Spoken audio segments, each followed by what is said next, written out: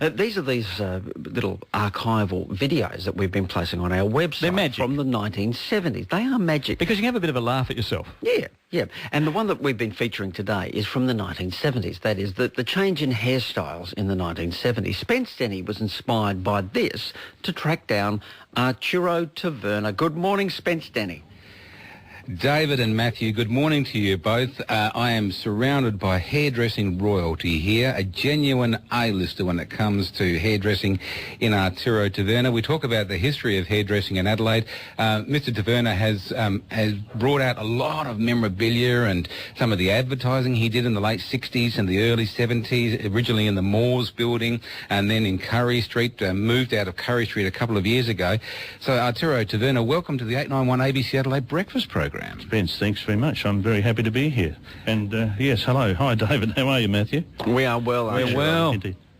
That's good. Don't ask me some awkward questions because I've forgotten what I had for breakfast, to be quite honest with you. We're not going to ask Arturo Taverna awkward questions. But Arturo, can you remember the hairstyles of the 1970s? Just because I'm still wearing one, to be honest with you. I've now decided to get back to that particular era. You've got to be with it these days. Arturo, as a matter of fact. Was it a really hard time for hairdressers in a traditional sense? And I think it's fair to say you've always moved with the time, so that's great. But, you know, for many traditional barbershops who've been doing the same sort of haircut and suddenly hair was longer, men wanted it done differently, they were getting the hair cut less often, that must have affected the bottom line. Was it a difficult time? Not really, because we were, as you said, we were trying to keep up with it. We were one of three major hairdressers in the Adelaide at that particular time, and I carried a staff of about 100-odd staff. We were in all the different shopping centres. In fact, I started off in 1968 at Marion Shopping Centre. I was one of the first ones there, and then at various other centres. The styles themselves, basically, it's like a circle of life, if I can remember quite clearly. The styles today, in certain ways, are basically what we started to go along and think about at that era. I started employing different type of staff because of the fact that the styles were cut out very, very short. They were, in actual fact, colouring was a very big trend. It wasn't the beginning, it was an ongoing thing. And I virtually employed staff that could do the varying styles at that particular era. And by that I mean, there was a unisex type of salon, and we were situated in various locations, so we had the ability of being able not only to vary our styles according to the different areas in the suburbs, but give whatever it takes. And, well, sure, we did the grey rinse stage. We were doing quite a lot regular clients, and the clients were coming in every single week, which they don't come in now. When you were operating in Curry Street, Arturo, it was mainly a ladies' salon. But what was the body language like of men who might be venturing into a unisex type salon like this for the first time? Surprisingly, when you get to a stage that you've got a combination of different staff, I don't think you'll find that men will worry so much. If you only had ladies in there, it's different, but we had ladies and men's in a combination, and quite a big staff. In fact, down at Curry Street, we started off with 40 staff, which was quite enormous. In fact, we had 50 staff on the second floor at Moores. We're in that's where the Samuel Way building is. Now, I think you'll find that the guys were quite okay with it. Naturally, we had cubicles. We were closed in. The men's weren't worried about that.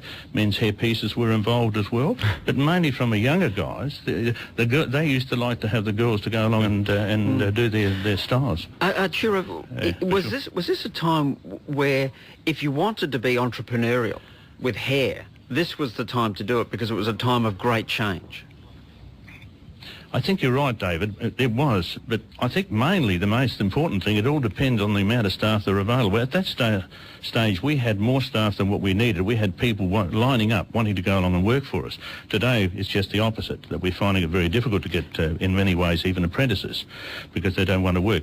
Look, let's put it this way. I think that the styling era was based on the amount of the girls or the guys at that particular stage, and they were venturing into different ways. Clothes was different. I know that I travelled overseas, and I found exactly the same way, because at that stage I also travelled in London and the Barnaby, what is it? Is it Barnaby Street or Carnaby Street? Carnaby Street, yeah. Carnaby Street. Yeah, and I remember buying a couple of suits at that stage. I think I still got them in the old wall. Now, you're listening to Arturo Taverna, a hairdressing, I think, icon legend in Adelaide, entrepreneurial businessman. It's almost 7:29, Matthew Abraham and David Bevan on this very mild morning in Adelaide. Well, the two big names in the 70s would be Ferris Trabilsi and Arturo Taverna, wouldn't they? Yeah, I think so. I think so. That's when hairdressers were superstars. Is that what you call him? I was only talking to Ferris at Christmas time. As a matter of fact, he's not in the business. We are superstars. No. Yeah. Now, Arturo... No, we're ancient. We're in the historical side. Thank you very much. Now, Arturo, just a bit of advice, Arturo.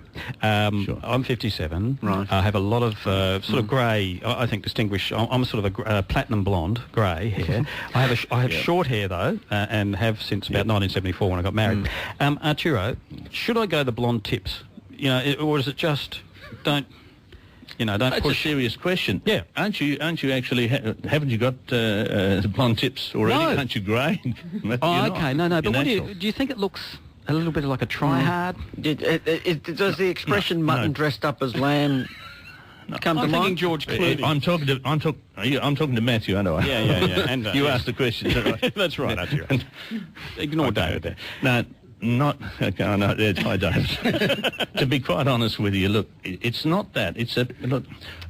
Hairdressing is as such. It depends on the actual individual's request. Right. And if someone requests for me or for my staff to go along and do a hairstyle, we would do whatever hairstyle they want, in certain cases, whether we like it or not. I think you're saying, I think in a very diplomatic way, you're saying, forget it. But no. Look, the age of 57. I tell you one thing. I was born in 1935, so you're a spring chicken in comparison to me.